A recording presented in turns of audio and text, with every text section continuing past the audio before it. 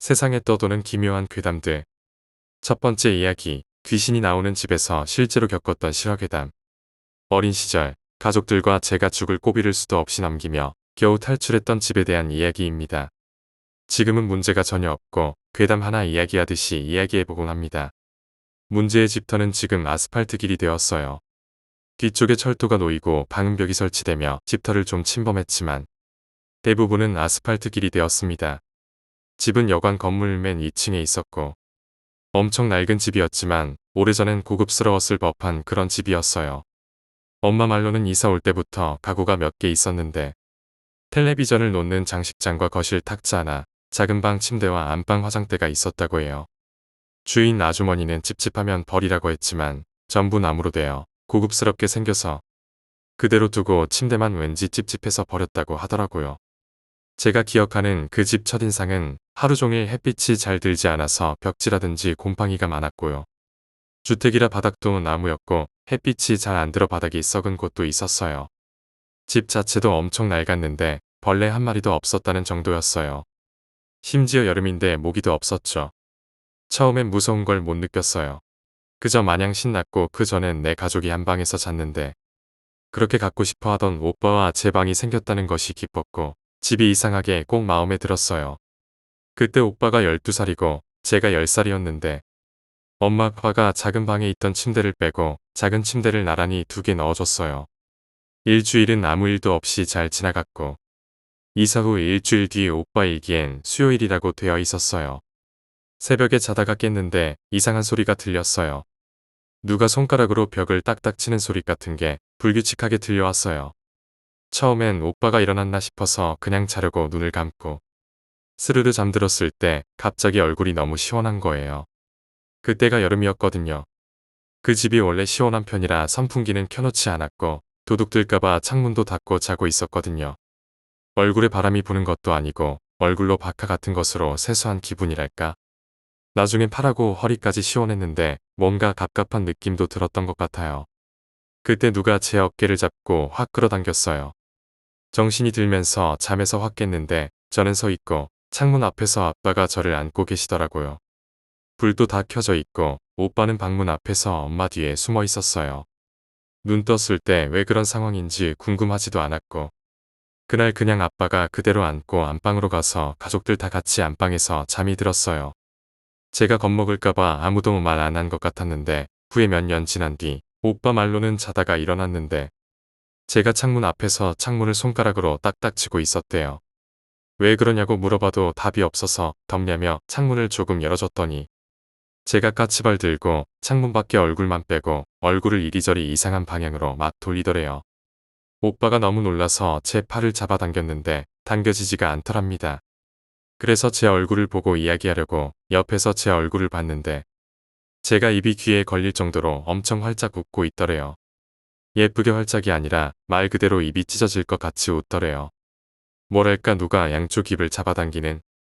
오빠가 소리도 못 지르고 안방으로 달려가서 엄마 아빠를 깨워서 방에 돌아왔을 때는 제가 창문을 활짝 열고 창틀에 아슬아슬하게 수건처럼 걸려 있었대요. 아빠가 제 어깨를 확 젖혀서 안고 제가 그때 깼다는데 엄마 아빠는 심한 목류병이라고 생각했대요. 오빠가 일기에 썼었는데 엄마 아빠가 그런 거 쓰는 거 아니라고 해서 지웠대요. 그래서 그 날짜 오빠 일기엔 다른 내용이 적혀 있었고요. 그 뒤로 저는 목류병 증세가 나타난 적은 없었어요. 그리고 그 일이 있고 한 일주일간은 그냥 집에서 갑자기 쿵 소리가 난다던가 물소리가 난다던가 그런 것밖에 이상한 점은 없었고 우리 가족은 그냥 집이 낡아서 그러려니 하며 살고 있었어요. 그 후 일주일 뒤부터 일이 연달아 터지기 시작했는데 그 집에서 1년 좀 안 되게 살면서 겪은 온갖 나쁜 일이 말이죠. 집에 대한 공포감이 처음 생긴 일은 그 후로 일주일 지난 뒤 연달아 일어났어요. 노을이 질 때쯤이었는데 그 집이 해가 잘 안 드는 집이라 저녁 되기 전부터 좀 어두웠거든요. 아빠는 아직 가게에서 안 오셨고 오빠는 학원 갔다가 친구 집으로 간 날 엄마와 전 둘이서 거실에 엄마는 소파에 앉아있고 저는 소파 앞 탁자에 앉아서 엄마가 제 머리를 묶어주며 TV를 보고 있었어요. 탁자에 양반다리를 하고 있는 제가 엄마에게 엄마 탁자 아래에서 자꾸 쿵쿵거려 라고 했대요. 엄마는 대수롭지 않게 생각하고는 밑에 층에서 뭘 하나 보다 하고 말씀하셨어요. 그러고 제 머리를 다 묶어놓고 TV를 보셨대요. 한 5분쯤 지나서 제가 또 엄마 탁자가 자꾸 쿵쿵거린다니까 라고 말했고 엄마는 그럼 그냥 탁자에서 내려와서 소파에 앉으렴 하고 다시 TV를 보셨어요. 근데 그 후에도 제가 꼼짝도 안 하고 탁자에 앉아 있더래요. 엄마는 제가 삐져서 그러나 보다 하고 제 이름을 부르시고 제 팔을 잡았대요. 저는 대꾸도 안 하고 TV만 보고 있었는데 그 순간 제 팔을 통해서 쿵 하는 느낌이 전해졌대요. 바닥에 있는 엄마의 발은 안 느껴지는 그런 큰 진동이요. 탁자와 저만 쿵 하고 울리는 듯한 느낌이었대요. 그러고는 순간 엄마가 탁자 아래에 뭔가가 있나, 혹시 커다란 짐승이라도 들었나 하는 엉뚱한 생각을 하시고는 탁자 아래를 봐야겠다는 생각을 하셨대요. 탁자는 낮았고 나무였는데 둥근 나무 판자를 밑에 네모난 나무가 받치고 있었어요. 탁자 아래 8cm 정도만 공간이 뚫려 있는 탁자였어요. 처음엔 그냥 다리를 벌려서 손을 탁자에 대고 고개를 숙여서 탁자 아래를 슬쩍 봤는데 검은 게 왔다 갔다 거리다가 손에 쿵 하는 느낌이 전해지더래요. 엄마는 너무 놀라서 아 소리를 지르며 저를 데리고 TV 쪽으로 몸을 피하셨대요. 그러고 천천히 멀리 떨어져서 탁자 아래를 보기 위해 엎드리셨는데 순간 새카만 뭔가가 확 튀어나와 엄마를 덮쳤대요. 엄마는 순간 눈을 감고 허공에 팔을 휘저으며 미친 사람처럼 소리를 고래고래 지르셨대요.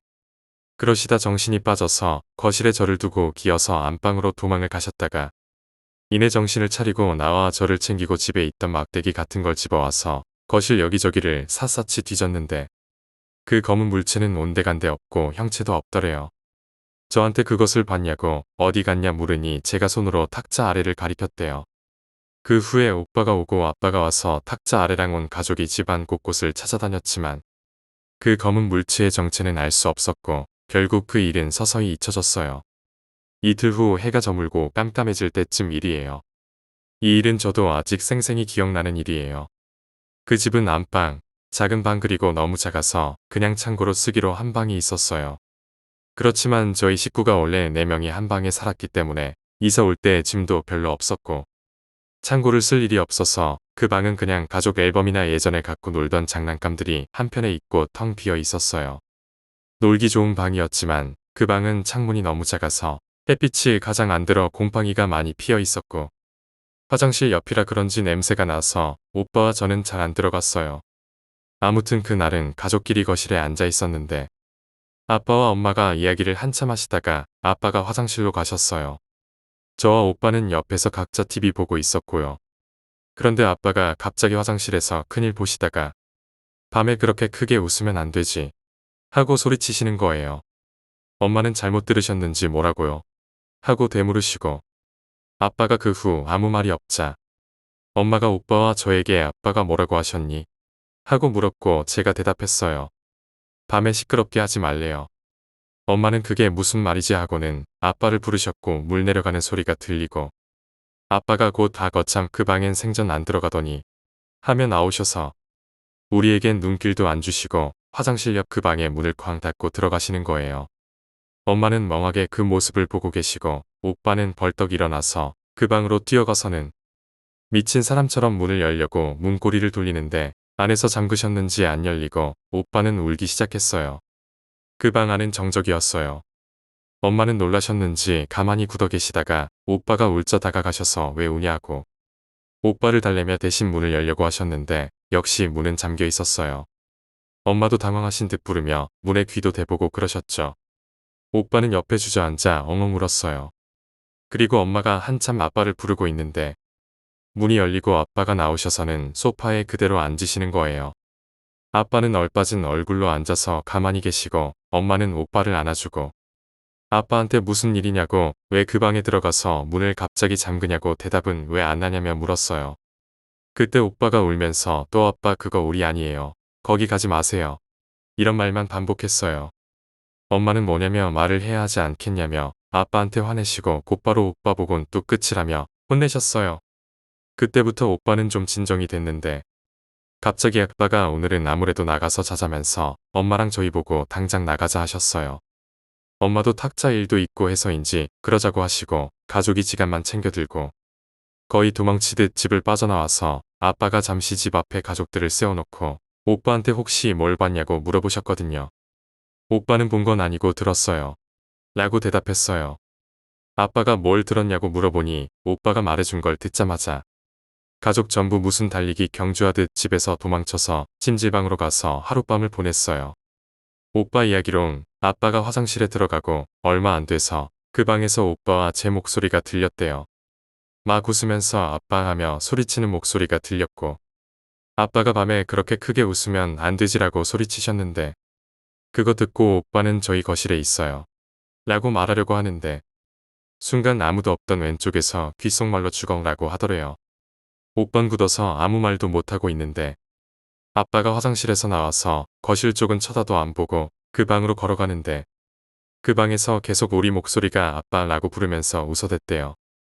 아빠는 그 일에 대해 그날 딱히 아무 말씀도 하지 않으셨는데 후에 들은 이야기는 아빠는 화장실에서 우리가 떠드는 소리가 너무 시끄러워서 나가면 혼내줘야지 생각하셨대요. 근데 아빠가 화장실에서 나와서 그 방에 들어간 기억은 없으시대요. 정신 차려보니 밖에선 엄마가 부르고 있었고 오빠 울음소리가 들렸대요. 아빠가 뭔가에 단단히 홀렸구나 싶어서 뒤돌아 나가려는 찰나에 오빠 목소리로 뒤에서 아빠 하고 불렀대요. 그 뒤로 발이 돌덩이처럼 무겁고 겨우 방을 빠져나와 소파에 앉아있는데 그 방에서 계속 애들 소리가 들리고 뭔가에 홀린 것 같이 멍해서 집에서 당장 나가야 할 것 같은데 말 한마디를 꺼낼 수가 없더래요. 그리고 웃음소리가 멈췄을 때 겨우 집에서 나가자고 말할 수 있었대요. 그날부터 아빠는 이사를 생각하고 계셨는데 가족이 갑자기 이사 갈 집도 마땅치 않고 지금 그 집을 어떻게 해야 할지 몰라서 막막하셨대요. 덕분에 그 뒤로 반년 정도 우리 가족은 그 집에서 살아야 했어요. 그날 모두 찜질방에서 하룻밤을 지새우고 난 다음날 아빠는 가게를 하루 쉬시고는 엄마와 함께 여관 주인 아저씨의 어머니랑 만나셨대요. 처음 집 계약할 때 그 여관집 아주머니와 이야기를 했기 때문에 처음에 저희 아빠가 여관 아주머니께 그 이야기를 꺼냈더니 자기는 집에 대한 권리가 없다며 집은 시어머니 소유라 하셔서 할머니를 만났던 거죠. 저희 부모님은 그때 그 할머니를 처음 뵙는 거였는데 키도 작고 나이도 많은 노인인데 얼굴에 심술이 가득 차 있었대요. 아빠가 조심스럽게 집에 대한 이야기를 꺼내자마자 아빠 말은 전부 잘라먹고 요즘 세상에 무슨 귀신 타령이냐 그러시더래요. 아빠가 그 집에 못 살겠다고 집 빼달라고 하니까 눈에 보이는 문제가 있으면 해주겠는데 미신 이야기나 들이밀며 무슨 소리냐며 정 그렇게 무서우면 자기가 무당을 알아봐준다며 비꼬듯이 이야기했대요. 집주인이 그렇게 나오는데 부모님도 어떻게 할 방법이 없는 데다 보증금도 못 돌려받은 채 집을 빼고 이사 갈 수도 없는 노릇이었대요. 그날은 아무 성과도 없이 그냥 돌아오셨고 결국 그날 우리 가족은 그 집에 다시 돌아갔어요.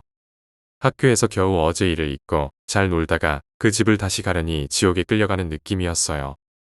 엄마 아빠 손에 억지로 다시 그 집에 들어섰을 때 처음 그 집의 인상과는 너무나 달랐어요. 곳곳이 누런 벽지가 괜히 무섭기도 하고 시원해서 좋다고 생각했는데 으스스하고 소름이 돋고 무엇보다 오빠는 제가 그때 밤에 했던 행동도 목류병이 아니라 뭔가 다른 것이라고 생각해서 그 방에서 못 자겠다고 엄마 아빠한테 떼를 썼어요. 저도 오빠가 그 방에 안 잔다고 하니 저도 같이 떼를 썼고요. 그랬더니 엄마 아빠가 그럼 이제 안방에서 같이 자자 하셨어요. 그런데 신기하게 내 식구 같이 자면서 그런 일이 좀 줄어드는 거예요. 그냥 가끔 저녁에 쿵 소리가 난다던가 TV가 꺼진다던가 등등 자잘한 일은 생겼지만 괜찮은 것 같았어요. 그래서 그 후 항상 내 식구가 함께 잤어요. 안방엔 침대가 없어서 내 식구가 바닥에서 잠들었고요. 한 열흘 지나서 우리 가족들이 잘 때 큰 이불 2개를 깔고 엄마, 저, 오빠, 아빠 이렇게 누워서 자거든요. 엄마 옆에는 이사 올 때부터 있던 화장대가 있고 그 옆이 방문이었어요. 방문을 항상 닫고 잤는데 그날따라 너무 더운 거예요. 그래서 방문을 열고 잤는데 방문을 여니까 또 거실이 무섭더라고요. 그날은 내 식구가 전부 긴장해서 스탠드도 켜놓고 쉽게 잠도 못 들고 한참을 이야기하다가 잠들었는데 자는데 이야기 소리가 계속 들리더라고요. 시끄러워서 중간에 눈을 떴어요. 엄마 목소리인 것 같아서 엄마하고 엄마 쪽을 봤는데 엄마가 뒤돌아 누워 있더라고요. 방문 쪽을 바라보며 옆으로 누워서 주무시고 계신데 엄마 옆 화장대 위에 사람이 올라가서 이상한 소리를 내면서 춤을 추고 있는 거예요. 화장대가 바닥에 앉아서 쓰는 시계 화장대라 낮아서 그것의 하체가 딱 눈에 들어왔어요. 너무 무서워서 눈을 감았다가 떴는데 도저히 눈을 뜨고 못 보겠다 싶어서 실눈을 뜨고 봤어요. 하얀 발목이 껑충껑충 뛰면서 춤을 추는 것 같은 거예요. 도저히 보고 있을 수가 없어서 눈을 감았는데 이상한 소리를 계속 내는 거예요. 말도 아니고 이상한 괴기스러운 소리를 내면서 계속 방방 뛰고 있는 것 같았어요. 식은땀을 뻘뻘 흘리며 거의 몇십 분을 뒤척이지도 못하고 그렇다고 눈을 뜨지도 못하고 그 이상한 소리를 듣고 있다가 저도 모르는 사이에 잠이 든 것 같아요. 그 다음 날 제가 제일 먼저 일어났는데 오빠는 어디 갔는지 자리에 없고 엄마와 아빠는 전부 다 몸을 웅크리고 방문 쪽으로 돌아 누워서 자고 있는 거예요. 이상하다 생각했는데 곧바로 엄마가 일어나시더니 소리를 꽥 지르시는 거예요. 그 소리에 아빠가 일어나서 엄마 보고 왜 그러냐고 물으시다가 아빠도 굳으셨어요. 화장대에 있던 엄마 화장품들이 다 바닥으로 내동댕이 쳐져 있었거든요. 아빠도 엄마도 전부 밤에 시끄러운 소리를 듣고 깼는데 화장대에서 방방 뛰는 그것을 보고 한참 동안 가위를 눌리다 소리가 멈춰서 겨우 잠드셨다 하더라고요. 엄마와 아빠와 저는 놀랄 새도 없이 오빠가 없어진 걸 눈치채시고 전부 오빠를 찾아 거실로 나갔어요. 근데 오빠가 작은 방에도 없고 거실에도 창고에도 없는 거예요. 오빠 이름 부르며 한참 찾고 있는데 작은 방 옷장에서 오빠 우는 소리가 들리더라고요. 제가 아빠한테 오빠 옷장에 있나 봐요 해서 아빠가 옷장 문을 열었는데 오빠가 진짜 괴성을 지르며 옷장에서 튀어나와 방 밖으로 뛰어나가다 넘어지는 거예요. 엄마가 놀라서 바로 오빠를 안았는데 오빠가 밤새 울었는지 얼굴이 퉁퉁 부어 있더라고요. 아빠와 엄마가 왜 그러냐며 물어도 대답도 안 하고 밖에 나가자만 반복했어요. 엄마는 그래 씻고 옷만 갈아입고 나가자 하며 달랬는데 오빤 싫다고 지금 당장 나간다고 소리 지르고 난리를 쳤어요. 결국 오빠 상태도 안 좋고 옷도 안 갈아입으려고 해서 학교에 아프다고 전화하고 아빠가 오빠 가게에 데려가고 저는 엄마가 학교에 챙겨서 보냈어요. 오빠가 계속 어린애처럼 엄마에게 착 달라붙어 있더라고요. 평소 같으면 제가 오빠에게 장난치고 놀렸을 텐데 그날은 저도 얌전히 아빠 옆에 붙어 있었어요.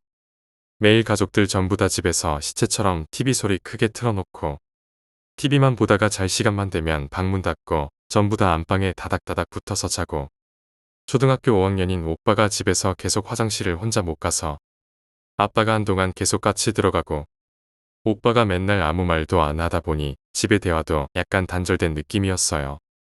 오빠한테 그날 왜 그랬는지 아무리 물어봐도 계속 대답을 안 해줬었거든요. 그리고 또 며칠 정도 아무 일 없다가 가족끼리 외식하기로 한 날이었어요. 기분 전환 겸 그날 고기를 먹으러 갔는데 거의 다 먹어갈 때쯤 오빠가 또 엄마 아빠한테 우리 집에 가지 말자 그러더라고요. 그랬더니 아빠가 오빠를 달래셨어요. 목요일에 왜 그랬는지 엄마 아빠한테 말해야 엄마 아빠가 안다고. 말도 안 하고 집에 가지 말자 하면 아빠 엄마는 내가 왜 이러는지 모르겠으니 일단 뭐가 무서운 건지 이야기해달라고 했어요. 그제서야 오빠가 그날 이야기를 꺼냈어요. 그날 오빠는 자다가 화장실을 갔는데 무서워서 화장실 문을 열고 볼일을 봤대요. 근데 어렴풋이 방에서 떠드는 소리가 들려서 누가 깼나 보다 하고 무서웠는데 잘 됐다 싶었대요. 그래서 볼일 다 보고 방에 가려고 나왔는데 화장대 위에서 키가 큰 여자가 하얀 천을 둘러매고 머리는 산발을 해서 발목만 허옇게 내놓고 춤을 추면서 이상한 알아들을 수 없는 소리를 내고 있더래요. 너무 무서워서 소리도 못 지르고 화장실 앞에서 꺽꺽대며 울었는데 그게 화장대에서 폴짝 뛰어내리더니 오빠를 잡으러 막 쫓아오더래요.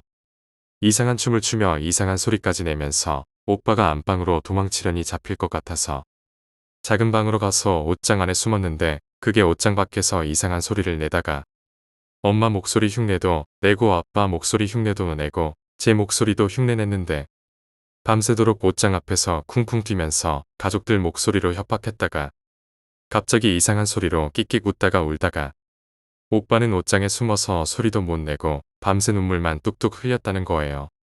그날 밤 아빠와 저랑 엄마가 이상한 소리가 멈춰서 겨우 잠들었을 때 그 귀신이 오빠를 쫓아갔던 거죠.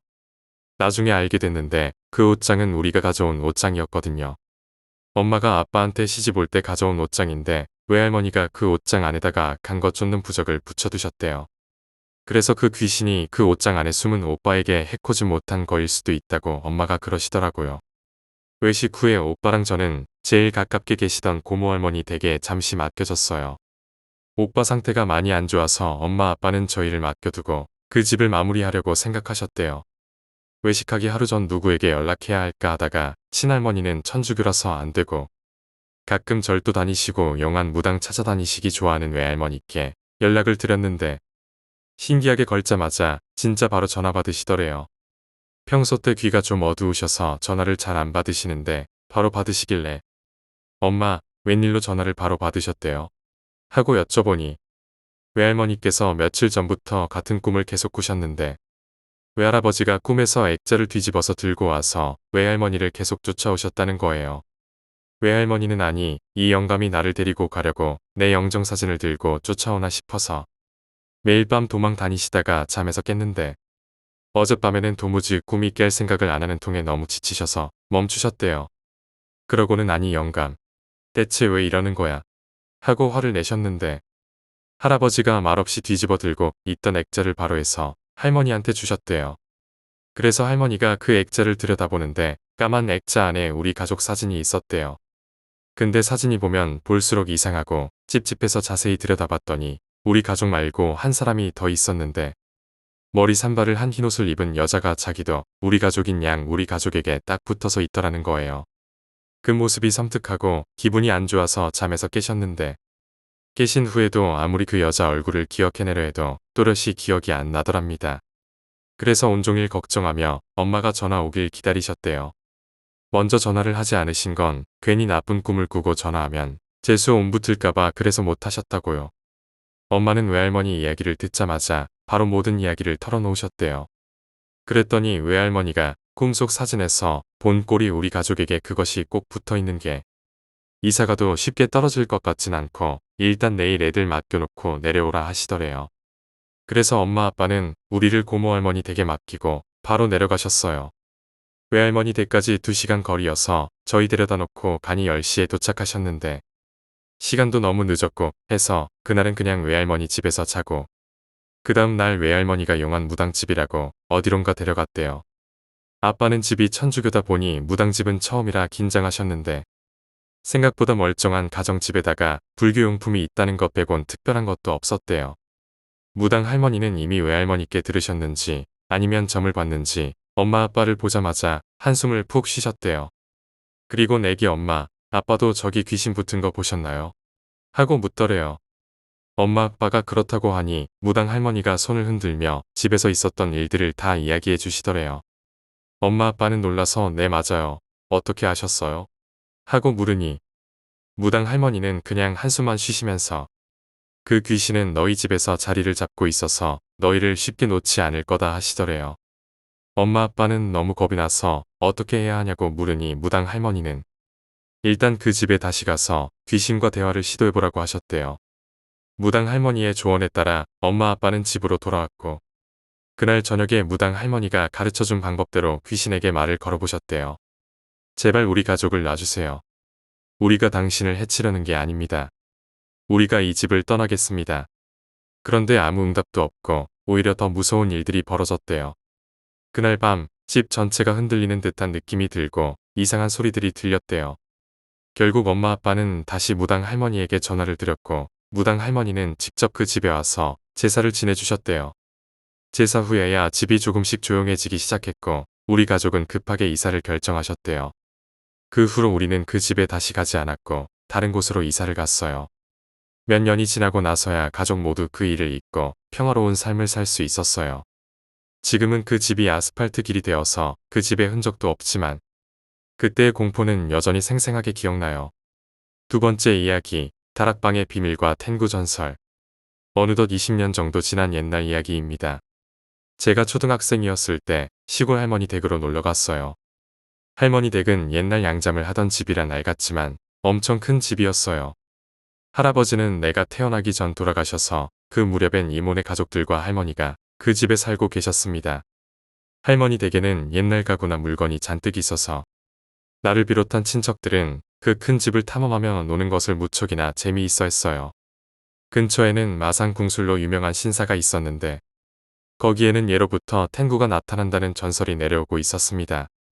어머니도 어릴 적에 거기서 이상한 걸 몇 번인가 봤다고 하셨어요. 제가 이상한 일을 겪은 것은 딱 추석 때쯤입니다. 아직 늦여름이라 한참 더웠던 걸로 기억해요.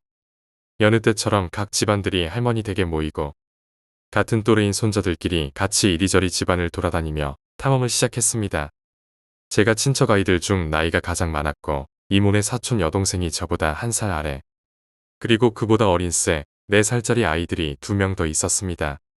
다 같이 점심을 먹은 후 2시간 정도 이리저리 바깥에서 놀고 들어왔습니다. 놀다 지쳤는지 집에 오자 어린 동생 둘은 낮잠을 자기 시작했습니다. 심심해진 저는 한 살 어린 사촌 여동생과 함께 원래는 누에를 키웠던 2층의 다락방으로 향했습니다. 평소처럼 대들보를 타고 오르거나 오래된 가구 위에 올라가며 신나게 놀았어요. 창문에서는 오후에 햇볕이 스며들어서 희미하게 2층 안을 비췄습니다. 개구쟁이였던 저는 가구 위에서 큰 골판지 상자 2개가 쌓여있는 것을 보고 거기로 뛰어내려 보기로 했습니다. 쾅! 하며 상자에 떨어지자 어마어마한 먼지가 퍼졌어요. 제가 뛰어내린 탓에 상자가 찢어져 안에 들어있는 게 보였어요. 뭔가 싶어 안을 보니 텐구 가면과 부채, 축제용 의상이 들어있었습니다. 그러고 보니 신사에서 축제가 열리면 삼촌이 종종 이 옷을 입고 무대 위에서 춤을 추곤 했습니다.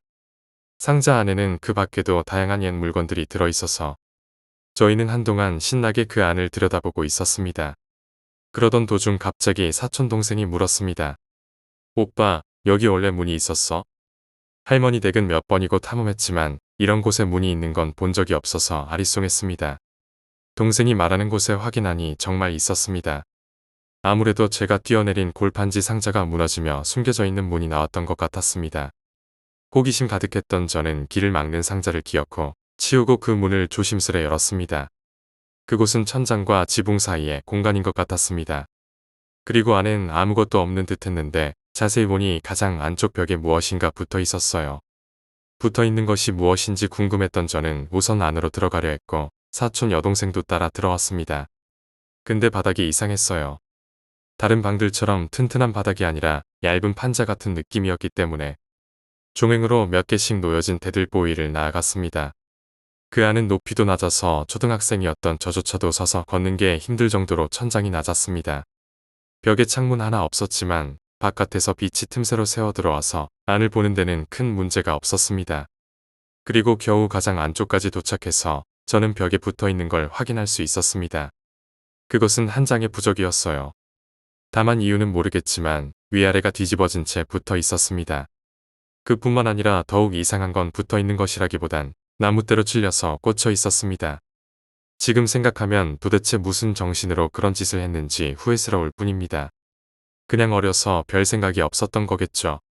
그 나뭇대를 손으로 잡아 뽑아서 이리저리 살폈습니다. 꽤 오래된 것인 건 알 수 있었습니다.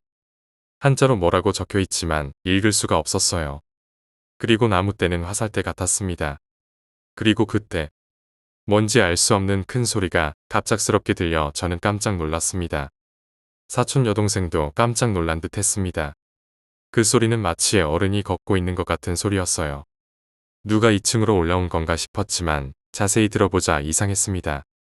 그 소리는 위가 아니라 아래에서 나는 소리였어요.